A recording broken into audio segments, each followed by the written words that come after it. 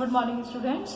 आज हम class 12 English medium का चैप्टर 9 स्टार्ट कर रहे हैं, which is a coordination compound. ठीक है, अब आप देखिए कि कोऑर्डिनेशन कंपाउंड्स क्या होते हैं। सबसे पहले हमें ये समझना, हम इस चैप्टर में ये समझेंगे कि what does it mean coordination compound and the terms used और रिलेटेड इन दिस चैप्टर। ठीक है, अभी तक आपने जितने भी चैप्टर्स पढ़े हैं उसमें आप देखिए कंपाउंड के बारे में जब हम पढ़ते हैं तो हमने एक तो क्या पढ़ा है, आयनिक कंपाउंड पढ़ा है। ठीक है, आयनिक कंपाउंड का मतलब which is made by ions. Okay, and ions कैसे फॉर्म होते हैं? Ion is form by the transfer of electrons. So in ionic bond, which type of bond is present? Electrostatic bond is present. Electrostatic bond, electrostatic force and bond we can say. ठीक है? Another type of compound is covalent compound. What does it mean? Covalent compounds which are made by sharing of electrons. Sharing of electrons. Like if we talk about the example of ionic compound like NaCl, MgCl2, etc. And whenever we talk about covalent compound, we Cl2, O2, N2, like this. And there is another type of compounds. These are called coordination compounds. So what is coordination compounds? As name depicts, coordination compounds means in which coordinate bond is present. In which coordinate bond is present. What is coordinate bond? Coordinate bond means a dative bond, we can say. Dative. For example, if we have ammonia plus HCl, okay? Here H ion is plus and Cl ion is minus, and nitrogen of ammonia has lone pair, and this hydrogen is electron deficient because it has positive charge. So what we will get? We will get NH3 lone pair is donated by ammonia to H ion. So this bond in which donor molecule or atom is attached by acceptor, molecule or atom or ion. So coordinate bond forms in between donor and acceptor, in which donor donate and acceptor accepts. So this particular bond is known as a dative bond or coordinate bond. Just like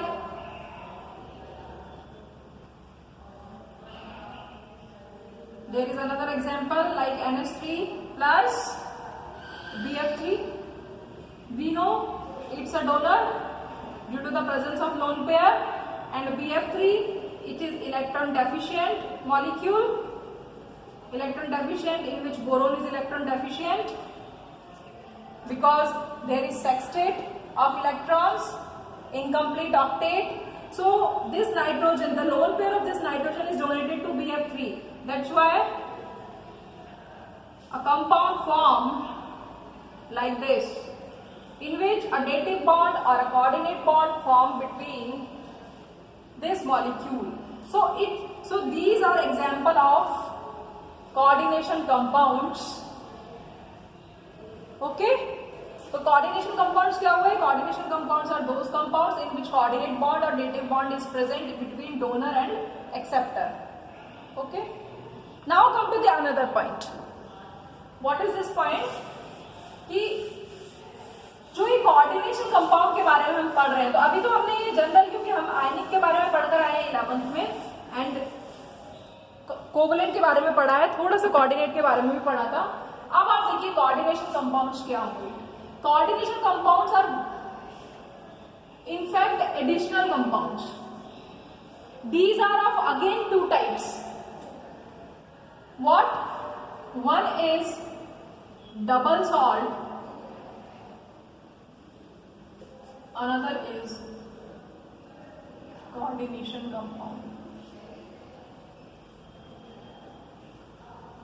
These are additional compounds, addition compounds we can say, addition compounds.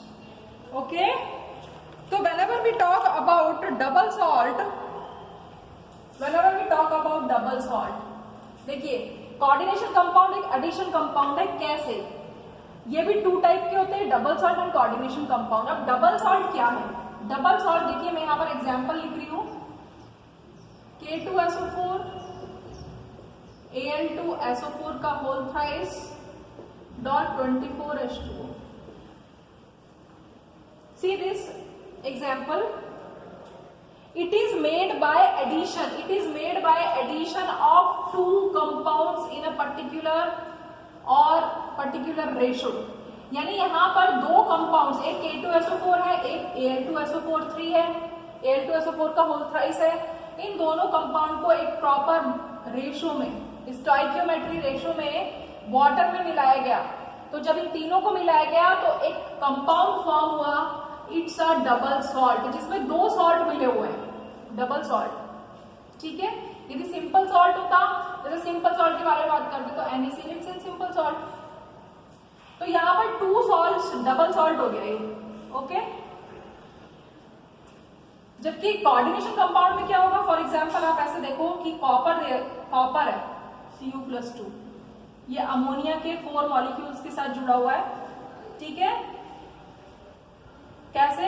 NH3 एक इससे, आप इसको ऐसे देखिए, एक NH3 इससे यहां से कोऑर्डिनेट से जुड़ा हुआ है, एक NH3 इससे यहां से कोऑर्डिनेट से जुड़ा हुआ है, एक NH3 इससे यहां से कोऑर्डिनेट से जुड़ा हुआ है, एक NH3 इससे यहां से कोऑर्डिनेट बॉन्ड से जुड़ा हुआ है.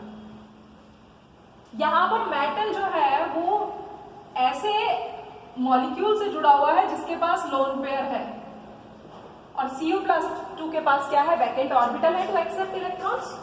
तो ये जो कंपाउंड बनेगा वी कैन से, तो इसको हम कैसे लिख सकते हैं? कॉपर NH3 का होल 4+2. ये किसका एग्जाम्पल है? It is an example of coordination compound. ठीक है? तो इसमें भी एडिशन हो रहा है, इसमें भी तो एडिशन ही है ना. एक मेटल है और कुछ मॉलिक्यूल्स जुड़े हुए हैं. इसमें भी ऐसे ही है, इसमें दो सॉल्ट जुड़े हुए हैं. तो डबल सॉल्ट क्या है? आपको इन दोनों के बीच में डिफरेंस पता होना चाहिए. डबल सॉल्ट क्या है? जिसमें दो सॉल्ट एक प्रॉपर स्टोइकियोमेट्री में मिले हुए हो, और जब हम इस सॉल्ट को वाटर में डिसॉल्व करेंगे, पानी में मान लीजिए इसको घोला, तो आप पानी में जब आप इसको घोलेंगे तो आप देखो क्या क्या मिलेगा. On dissolving water we will get potassium ion, aluminium ion and sulphate ion. Okay? लेकिन यदि हम इसको पानी में घोलेंगे तो हमें, इसको पानी में घोलने पर हमें Cu+2 और अमोनिया नहीं मिलेंगे. Cu+2 और अमोनिया नहीं मिलेंगे. समझ में आ रहा है? तो जो डबल सॉल्ट है इनफैक्ट क्या है? डबल सॉल्ट एक तो मिक्सचर है, on dissolving gives ion and it losses the ions losses it's identity in solution. क्या मतलब हुआ कि यदि इसको हम खोले पानी में तो पोटेशियम अलग हो जाएगा, एल्युमिनियम अलग हो जाएगा, सल्फेट, यानी कि जो इसकी आइडेंटिटी थी वो अलग हो गई. ठीक है? जबकि इसमें ऐसा नहीं हुआ. इसमें इसने अपनी आइडेंटिटी को बरकरार रखा हुआ है.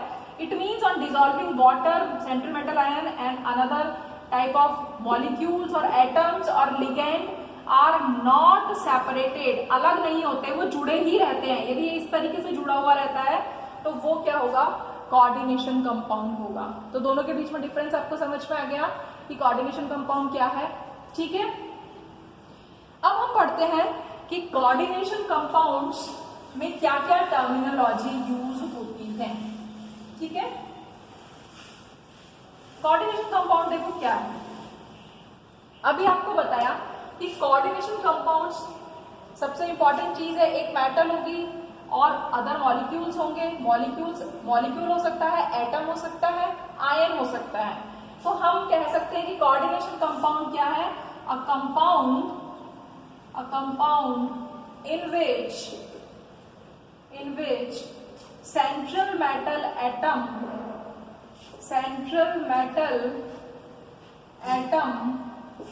is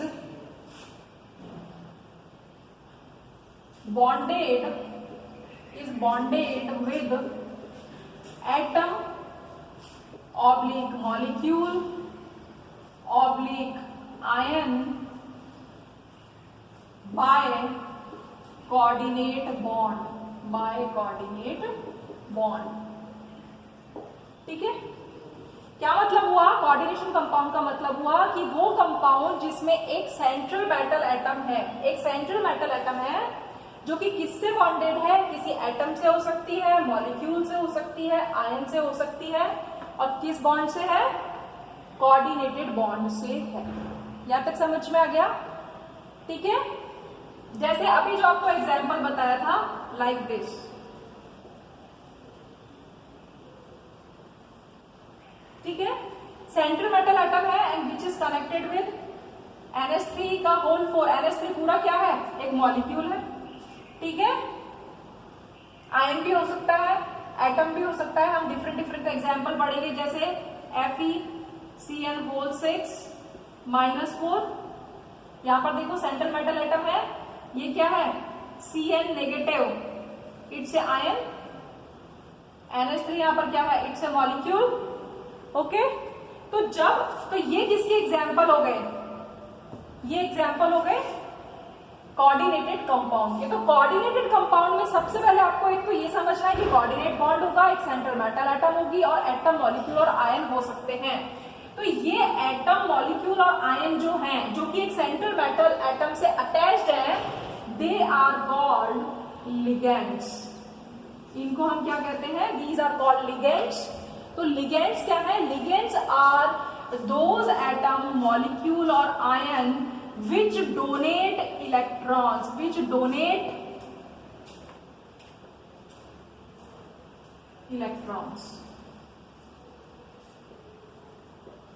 or we can say which provide donor site, which has, जिसके पास डोनर साइट है, यानी जो देने के लिए एटम रखता है, मॉलिक्यूल रखता है, आयन रखता है, वो क्या कहलाता है? लिगेंड कहलाता है। तो इस हिसाब से यदि इन कंपाउंड्स को हम इस तरीके से भी अंडरस्टैंड कर सकते हैं कि when a metal is attached with a ligand through a coordinate bond is called coordination compound. तो कोऑर्डिनेशन कंपाउंड क्या हो गया? जिसमें एक मेटल एक लिगेंड से कोऑर्डिनेट बॉन्ड से जुड़ी हुई है, उसे भी हम क्या कहते हैं? कोऑर्डिनेशन कंपाउंड कहते हैं। ठीक है, अब ये कोऑर्डिनेशन कंपाउंड जो है, यहां तक समझ में आ रहा है? अब आप देखो, यहां पर जब हम कोऑर्डिनेशन कंपाउंड की बात करते हैं, तो अब आप देखो कोऑर्डिनेशन कंपाउंड्स क्या हैं, कि जैसे फॉर एग्जांपल मैंने यहां पर लिखा K4FeCN6। ठीक है, ये मैंने एक एग्जांपल लिखा। It's an example of coordination compound, क्योंकि कोऑर्डिनेशन कंपाउंड को लिखने का अपना एक तरीका होता है। सबसे पहली बात, इसमें एक स्क्वायर ब्रैकेट होगा ऑलवेज। ठीक है, ये स्क्वायर ब्रैकेट होता है, इसका मतलब कोऑर्डिनेशन कंपाउंड है। तो ये जो इस तरीके से स्क्वायर ब्रैकेट में जो स्ट्रक्चर लिखी हुई है, देखो यदि मान लीजिए मैं इसको ऐसे लिखती KCl, फॉर एग्जांपल एक मेरे पास कंपाउंड है दैट इज KCl, तो इसको जब हम ब्रेक करेंगे, यदि इसको डिसोशिएट करेंगे, वाटर में घोलेंगे, तो हमें क्या मिल जाएगा? आयन मिल जाएगा। यानी ये जिस कॉन्स्टिट्यूएंट आयन से मिलकर बना है वो। लेकिन जब हम इसको डिसोशिएट करेंगे तो आप देखेंगे क्या मिलेगा? 4 पोटेशियम प्लस FeCN का होल 6 -4। समझ में आ रहा है? ये कभी भी नहीं टूटेगा। यही मैंने अभी आपको डिफरेंस बताया था कि जो सिंपल सॉल्ट है या जो डबल सॉल्ट है, उसमें और कोऑर्डिनेशन कंपाउंड में क्या फर्क है? कि कोऑर्डिनेशन कंपाउंड में ये अपनी आइडेंटिटी को लॉस नहीं करता। इस कंपाउंड के अंदर भी इसकी आइडेंटिटी यही थी और पानी में घोलने पर भी इसकी आइडेंटिटी यही है। इसने अपनी आइडेंटिटी को लॉस नहीं किया, लूज नहीं किया इसने अपनी आइडेंटिटी का। ठीक है, तो ये जो है, अब आप यहाँ पर देखो इसमें और इसमें क्या फर्क है? यहाँ तो सिंपल आयन में बदल गया, लेकिन ये आयन कैसा है? It's a complex ion. It's a complex ion. Complex का मतलब जटिल प्रकार का, जिसमें एक मेटल से अभी भी 6 लिगेंड्स जुड़े हुए हैं। 6 लिगेंड्स जुड़े हुए हैं। समझ में आ रहा है? तो ये जो कॉम्प्लेक्स आयन यदि किसी मॉलिक्यूल के अंदर प्रेजेंट है, किसी कंपाउंड के अंदर प्रेजेंट है, तो वो भी क्या कहलाता है? कोऑर्डिनेशन कंपाउंड कहलाता है। तो आपको 3 डेफिनेशन होगी, 3 के 4 डेफिनेशन बता दी मैंने कोऑर्डिनेशन कंपाउंड की। कोऑर्डिनेशन कंपाउंड क्या है? कोऑर्डिनेशन कंपाउंड वो है जिसमें एक central metal atom molecule ion से कोऑर्डिनेट होता है, जिसमें एक मेटल लिगेंड से जुड़ा हुआ होता है। दूसरी डेफिनेशन। तीसरी डेफिनेशन जिसमें कोऑर्डिनेट बॉन्ड किसके बीच में बनता है? किसके बीच में बनता है? डोनर और एक्सेप्टर के बीच में बनता है। और फोर्थ, जिसको वाटर में डिसॉल्व करने पर कॉम्प्लेक्स आयन फॉर्म होते हैं जो कि अपनी आइडेंटिटी को लूज नहीं करते। समझ में आया? तो कोऑर्डिनेशन कंपाउंड ये हो गया, ठीक है। अब आप कोऑर्डिनेशन कंपाउंड के अंदर देखिए कि जब हम कोऑर्डिनेशन कंपाउंड की बात करते हैं तो ये जो स्क्वायर ब्रैकेट के अंदर जो चीज है, it is called coordination sphere, क्योंकि कोऑर्डिनेशन स्फीयर या हम कह सकते हैं इसको कोऑर्डिनेशन एंटिटी। इसका क्या मतलब हुआ? इसका मतलब ये हुआ कि कोऑर्डिनेट बॉन्ड किसके बीच में? इनके बीच में तो है कोऑर्डिनेट बॉन्ड, मेटल और इनके बीच में कोऑर्डिनेट बॉन्ड है। जबकि यहाँ पर यदि आप इसको आयनाइज करेंगे तो अभी मैंने बताया कि क्या बनेगा? 4 पोटेशियम आयन बनेगा प्लस FeCN6 का होल 4 -4 बनेगा। तो ये दोनों के बीच में तो ये कैटायन है और ये एनायन है, तो यहाँ तो आयनिक बॉन्ड है, लेकिन यहाँ पर कौन सा बॉन्ड है?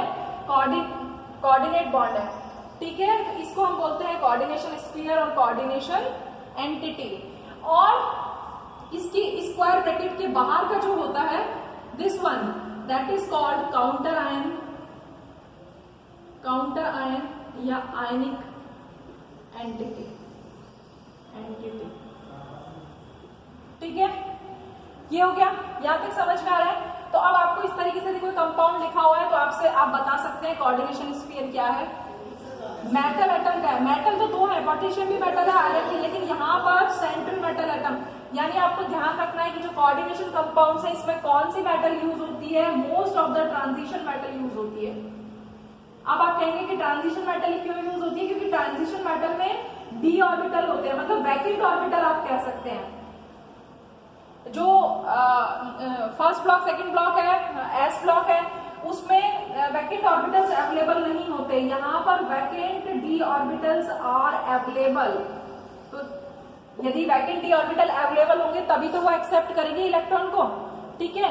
तो कोऑर्डिनेशन कंपाउंड्स को आप बहुत तरीके से पहचान सकते हैं। स्क्वायर ब्रैकेट हो, सेंट्रल मेटल एटम हो, मेटल एटम में भी ट्रांजिशन मेटल हो, ठीक है, जो कि किससे जुड़ी हुई हो। तो अभी यहाँ पर देखो, अब मैं आपको वापस से बता रही हूँ, ये काउंटर आयन और आयनिक एंटिटी, ये कोऑर्डिनेट और आयनिक स्फीयर, आयनिक एंटिटी या आयनिक स्फीयर कह सकते हो आप, ठीक है। ये कोऑर्डिनेशन स्फीयर और कोऑर्डिनेशन एंटिटी, ये सेंट्रल मेटल एटम, ठीक है। इस कोऑर्डिनेशन स्फीयर को ही हम क्या कहते हैं? कॉम्प्लेक्स आयन कहते हैं। कॉम्प्लेक्स आयन इसलिए क्योंकि जब ये आयनाइज होगा तो यहीं पर कॉम्प्लेक्स आयन फॉर्म होगा, ठीक है। ये सेंट्रल मेटल एटम, ये क्या है? It's a ligand. लिगेंड क्या है? क्योंकि यही तो कोऑर्डिनेट बॉन्ड बना रहा है इसके साथ, ठीक है। यहां तक समझ में आ गया? अब आपको यहाँ पर देखना है कि सेंट्रल मेटल एटम जिस एटम के साथ, आयन के साथ या मॉलिक्यूल के साथ या लिगेंड के साथ जितनों से जुड़ी हुई है, ये जो 6 नंबर है, ये किस चीज को बता रहा है? It's a coordination number.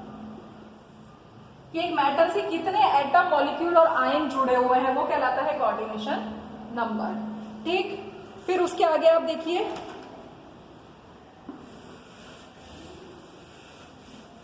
कि अब हम यदि, तो हमने, ठीक है, तो हमने क्या क्या देख लिया?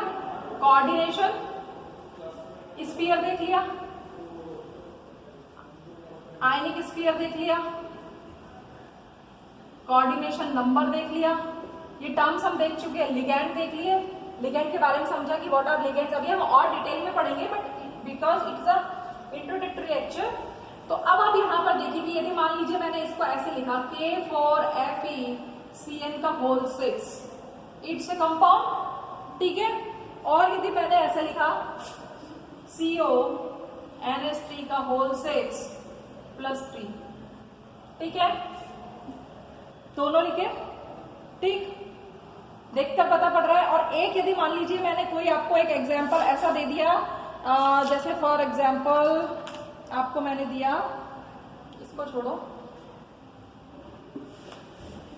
एक मैंने लिख दिया CrNH3H2O का होल प्राइस Cl2।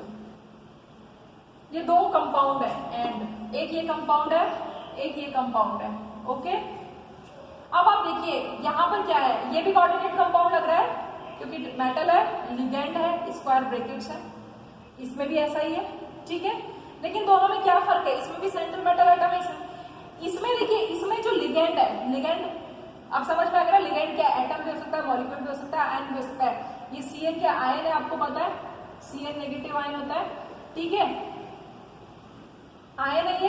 यहाँ पर देखो NH, यहाँ पर एक ही प्रकार के लिगेंड लगा हुआ है। आयरन से जो लिगेंड जुड़े हुए हैं वो कितने जुड़े हुए हैं, 6। ठीक है, तो ये इसको हम क्या टर्म यूज करेंगे, it is called homoleptic. Homoleptic, homoleptic का मतलब the coordination compound in which only one type of ligand is present, और this is called heteroleptic. Heteroleptic, heterolactic means a compound in which two or more than two type of ligands are present। ठीक है, यहाँ पर दो type के ligand लगे हुए हैं। यदि मैं यहाँ पर और भी लगा देती, Cl भी लगा देती, कुछ और भी लगा सकती थी, तो यदि एक से ज्यादा टाइप के लिगेंड है तब तो वो हेट्रोलैप्टिक, और यदि सेम टाइप के लिगेंड है तो वो होमोलैप्टिक। ठीक है, यहाँ तक समझ में आया। फिर उसके बाद आप देखिए, तो होमोलैप्टिक और हेट्रोलैप्टिक टर्म भी आपको आ गई कि हमने क्या क्या पढ़ लिया, होमोलैप्टिक पढ़ा और हेट्रोलैप्टिक पढ़ा, हेट्रोलैप्टिक पढ़ा। ठीक, अब उसके बाद हमारे पास एक टर्म और आती है, that is called coordination polyhedron. Coordination polyhedron, क्या मतलब है इसका, कोऑर्डिनेशन पॉलीहेड्रन का मतलब है कि the spatial arrangement of ligand atoms. Coordination polyhedron का मतलब है spatial arrangement of ligands around central metal atom, ligands around central metal atom। ठीक है, central metal atom which are directly attached to metal। यानी स्पेशियल अरेंजमेंट, स्पेशियल अरेंजमेंट का मतलब, coordination polyhedron का मतलब, देखिए मान लीजिए कि अरेंजमेंट होना चाहिए सेंट्रल मेटल एटम के चारों तरफ, यानी कोऑर्डिनेशन कंपाउंड में क्या है, सेंट्रल मेटल एटम है और उससे कुछ एटम, मॉलिक्यूल और आयन जुड़े हुए हैं जिन्हें हम लिगेंड कह रहे हैं।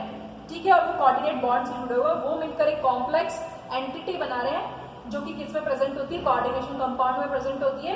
तो अब ये जो कोऑर्डिनेशन पॉलीहेड्रल है, ये देखिए कैसा कैसा हो सकता है। मान लीजिए मैंने एक स्ट्रक्चर ऐसे बना दी जिसमें ये तो मेटल है, ये लिगेंड है, ये लिगेंड है, ये लिगेंड है और ये लिगेंड है, like this.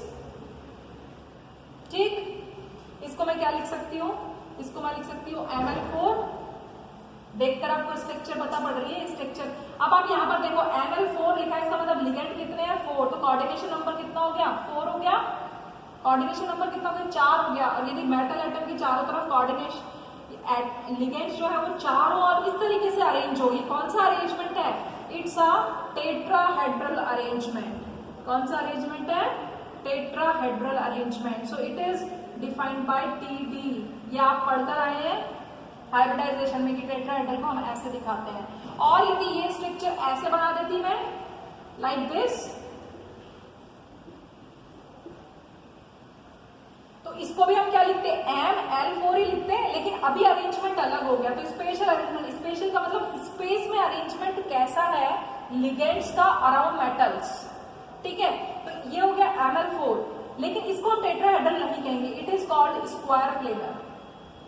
It is called square, क्योंकि स्क्वायर है ये और एक ही प्लेन में है, स्क्वायर प्लेनर। मेटल बीच में है और चारों तरफ लिगेंड लगे हुए हैं वन प्लेन में, तो that is called square planar. यदि मान लीजिए मैं एक ऐसी स्ट्रक्चर बना देती like this, M M M like this. अब आप देखिए इसको हम कैसे लिख सकते थे, इसको हम लिख सकते थे ML5 अगेन, ठीक है। मेटल है, मेटल से 5 लिगेंड जुड़े हुए हैं, तो कोऑर्डिनेशन नंबर तो आप देखकर बता ही पा रहे हैं, लेकिन आप साथ में उसका अरेंजमेंट भी देख रहे हैं कि यहाँ पर जो शेप बन रही है वो टेट्राहेड्रल बन रही है, यहाँ पर जो शेप बन रही है वो कैसी बन रही है, टेट्राहेड्रल बन रही है, यहाँ पर जो शेप बन रही है वो कैसी बन रही है, trigonal bipyramidal, TBP, trigonal trigonal bipyramidal. एक प्लेन में तो ट्राइंगल है और ट्राइंगल के प्लेन के अबव एंड बिलो भी लिगेंड है, that is called trigonal bipyramidal.